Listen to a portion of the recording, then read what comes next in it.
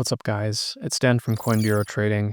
Today we're going to talk about why the crypto market could experience an epic recovery in the coming days. I know this sounds crazy, but just stick around for the first couple of minutes of the video, and I think you'll find that the evidence is quite compelling.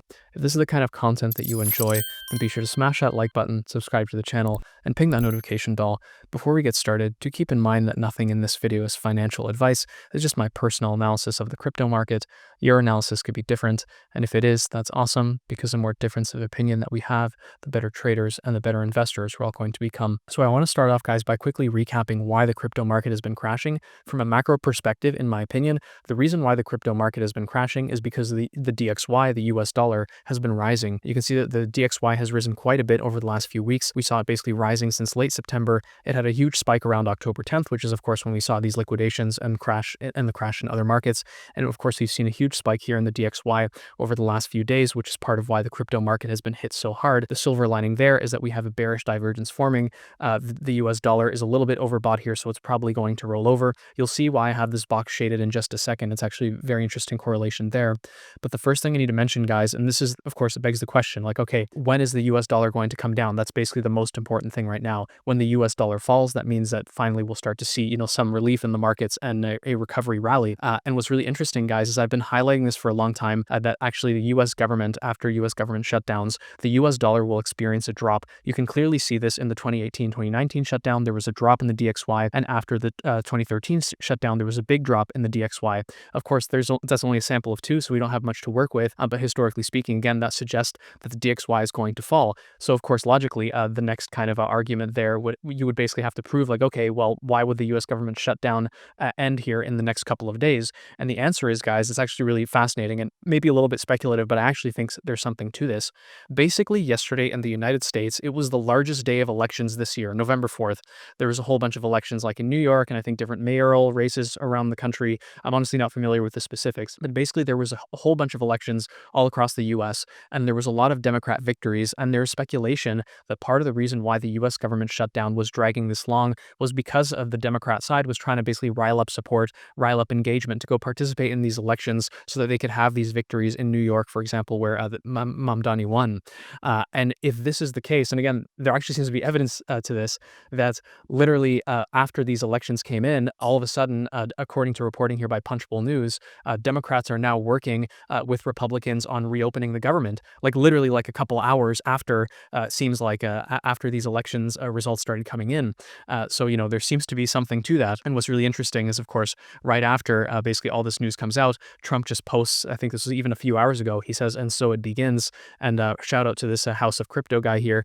He explains it very well. The game in crypto is always to make you think with emotion and not with logic. When emotions reach extremes, it tends to mean a pivot in the market conditions isn't far away. US government shutdown coming to an end today, just after Bitcoin conveniently dipped its toe below $100,000. And again, when the US government shutdown ends, the DXY will drop. And when the DXY will drop, then everything should rally. One thing that I'll mention there as well that's really important is if you actually look here, guys, at Bitcoin dominance, this is why I have this box shaded here. If you look at Bitcoin dominance, it's basically almost a mirror image of what's been happening with the DXY, which makes sense, right? Because when the DXY goes up, you basically see liquidity drained out of markets. That results in basically like a flight to safety within crypto, with assets moving basically from altcoins into Bitcoin or out of altcoins and then staying in Bitcoin. That causes Bitcoin dominance to rise. But anyways, the point is that you can see here that this rise in the DXY corresponds perfectly to the recent rise in Bitcoin dominance. So logically, if we see the DXY fall as a result of the US government shutdown ending, then we should see Bitcoin dominance roll over as well. And what's really fascinating, guys, if we zoom out here, you'll see that the price action that we've seen here over the last few weeks in Bitcoin dominance is very similar to what we saw going into this summer, where there's kind of this like two peaks in this kind of like rising wedge pattern and then a breakdown. And if we are seeing kind of like this the second peak here finish, then it could mean that in the coming days, we're going to see a drop in Bitcoin dominance. And again, this makes perfect sense. If the government shutdown ends, you're going to get spot altcoin ETFs, SEC exemptive relief order, potentially this Clarity Act being passed. So all these catalysts that are very specific to altcoins. So this idea that Bitcoin dominance would drop as a result of the US government shutdown seems likely. Even if you don't buy this correlation, you think, oh, DXY, Bitcoin dominance, that's too esoteric, that doesn't make any sense. Fine, let's set that aside. The fact of the matter is that after the US government shutdown ends, you're going to get a whole bunch of bullish crypto announcements that are specific to altcoins. So is it that crazy to say that, hey, maybe Bitcoin dominance is going to start rolling over here. Last thing I'll mention on that note, actually, because there's many people say, oh, well, Bitcoin dominance is just going to keep rising, just going to keep rising.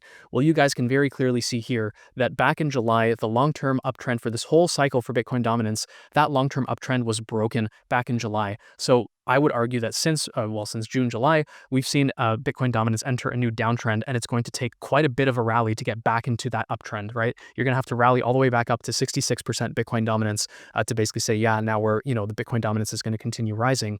Until that happens, we're still in this bearish trend. We're still below, basically these key levels where it suggests that Bitcoin dominance is going to continue rolling over. Of course, that begs the question of what's been going on with Bitcoin. This is where things, again, get a little bit interesting, potentially a little bit speculative. So I've been tracking, guys, over the last few months, and if you've been keeping track of my videos, you'll know this, these very interesting kind of repeating patterns here that we've seen basically since the spring. I think they're called like expanding channels or expanding wedges. Someone in the comments already told me what it was and I completely forgot. But anyway, this kind of like expanding channel here that we've seen this pattern, we've seen it repeat over and over. And I've had this trend line drawn here literally for like probably over a month now, maybe 2 months. And it was really scary because I was thinking, there's no way that we're going to see a retest of this lower trend line. I mean, we saw that again on October 10th, and we saw it again here just yesterday. But what this suggests is that Bitcoin is still, within this volatile channel, just chopping. And why I have these boxes drawn here, guys, of course, those are the Bitcoin mini cycles that I've been tracking. They're basically these 10-day periods where Bitcoin's price will either drop or Bitcoin's price will rally. And you can see here that the last mini cycles, well, there was one here in May where Bitcoin went up, one in June where Bitcoin went down, one in July where Bitcoin went up. In August, it kind of went up, but it was basically like a nothing burger. In September, it went up. And of course, in October, it went down. Given where we are in this structure, and given that it seems like this Bitcoin mini cycle is starting today, that suggests that the next Bitcoin mini cycle here should be, again, to the upside, especially when we look on shorter term timeframes. I'll even put it out for you guys right here. We can see how massively oversold Bitcoin is here. It's approaching levels not seen basically since March. And I think even more so if we zoom into the 4-hour, it's just completely dead. We're really, really in this extreme oversold territory here where there will be a bounce of some kind. So again, this idea that in the coming days here, in the next 10 days, we will see a bounce, at least a bounce in Bitcoin, not necessarily massive rally to all-time highs, but again, touching the lower end of the structure, entering this kind of a Bitcoin mini cycle. Basically the U.S. government shutdown looking like it's going to end here in the next couple of days, resulting in a drop in the U.S. dollar, resulting in a whole bunch of announcements related to the crypto market like Clarity Act and whatever. It's not far-fetched to say that it looks like crypto could have bottomed here and that we're going to get a recovery in the coming days. Anyways, guys, if you are trading the market, then do check out the link in the description here. Just click that more button and check out this first deal, BitGet up to 50,000 USDT deposit bonus. Click on that first link. It'll take you to a page that looks like this. Just put in your email and password and set a password. It takes 2 seconds to sign up. You guys might notice that we do have a partnership with BitGet here, and you might also notice that you do have to do quite a bit of trading to get this maximum bonus. But I will say, guys, on a personal note, I think BitGet is an awesome exchange.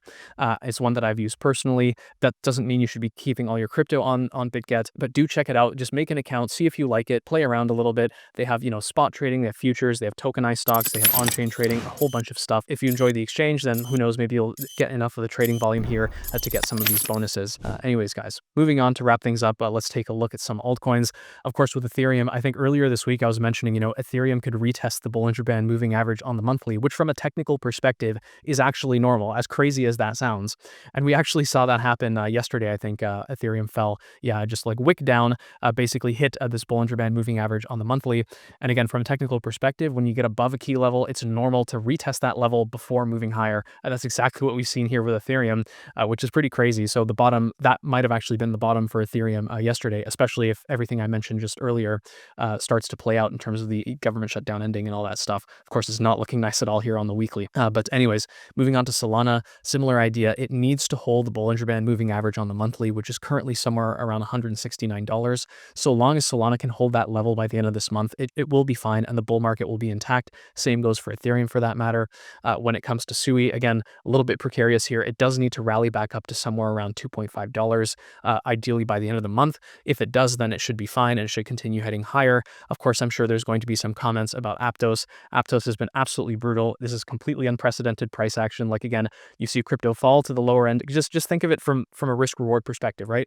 You see that a crypto has been chopping in a range literally for the last few years. You see that the price is near or approaching like the bottom end of the range. So logically, it makes sense to accumulate unless the cycle is over. And then of course you get some kind of deviation here, a deviation lower that really scares everyone and makes everyone think that it's over. And, it could be, but it looks like potentially, guys, at the very least, we're going to be getting a bounce here in the next couple of days. Will that turn into a full recovery rally? The fact of the matter is that we'll have to wait and see. The last thing that I'll mention, guys, and this, I guess, ties in perfectly with what I was mentioning here about Aptos, like seeing this deviation lower. What's really interesting, guys, is if you look at the structure of what others, and this is what altcoins, if you look at the structure of what altcoins have been doing basically over the last 6 or 8 months, it's almost identical to what we saw coming out of last summer after the dip.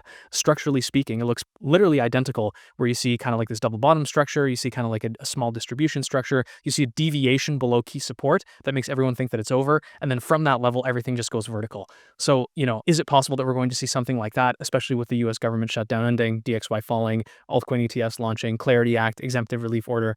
I don't think it's that far-fetched. I still think it's possible. And again, I know things have taken longer than expected, but man, it still looks like it's still intact. I know a lot of people are capitulating here. Yeah, guys, it's going to be really interesting. We'll just have to give it a couple of days and see, is this really the end, or are we going to see, again, a repeat of this move that we saw in late 2024? Anyways, guys, if you did enjoy today's video, then be sure to smash that like button, subscribe to the channel, ping that notification bell, and I'll see you in the next one.